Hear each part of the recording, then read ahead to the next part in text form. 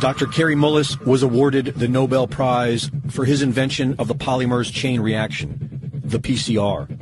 The PCR is a method of analysis and wasn't designed to test for a virus. Mullis explains why. And with PCR, if you do it well, you can find almost anything in anybody. It starts making you believe in the sort of Buddhist notion that everything is contained in everything else, right? I mean, because if you can amplify one single molecule up to something that you can really measure, which PCR can do, then there's just very few molecules that you don't have at least one single one of them in your body, okay?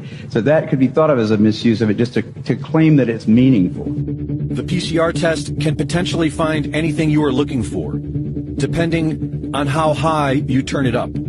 And this is exactly what has been done. The official protocol given for the PCR testing of COVID-19 created a floodgate of false positives to skew the results. They call it asymptomatic because it's a lie. These people don't have symptoms because they don't have COVID-19. They do it today because they've done it in the past and always gotten away with it. 30 years ago, Anthony Fauci, head of the NIH, made a name for himself by pushing for higher doses of the deadly drug AZT, an old cancer chemotherapy too dangerous for approval, onto AIDS patients. Kary Mullis was hired to measure HIV in people's blood samples with his PCR. He was working under the premise that HIV was the probable cause of AIDS.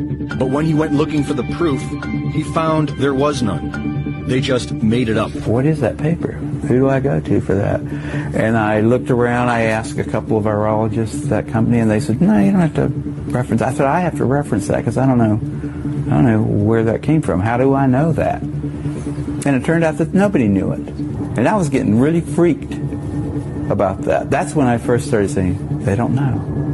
Nobody really knows.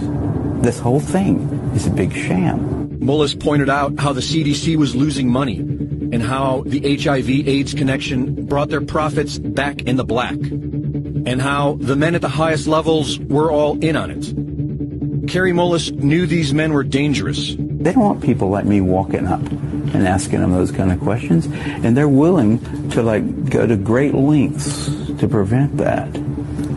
They're out on a limb. I wouldn't want to be there with them. But he was still outspoken. When ABC's Nightline approached him about doing a documentary on his work, Mullis convinced them to cover the HIV debate after nearly a decade of ignoring it. In a 1994 interview with Celia Farber for Spin magazine, Kary Mullis expressed how he really wanted to expose Anthony Fauci and Robert Gallo. He said that he'd be willing to chase the little bastard from his car to his office, a Nobel Prize winner trying to ask a simple question from those who spent $22 billion and killed 100,000 people. It has to be on TV. I'm not unwilling to do something like that.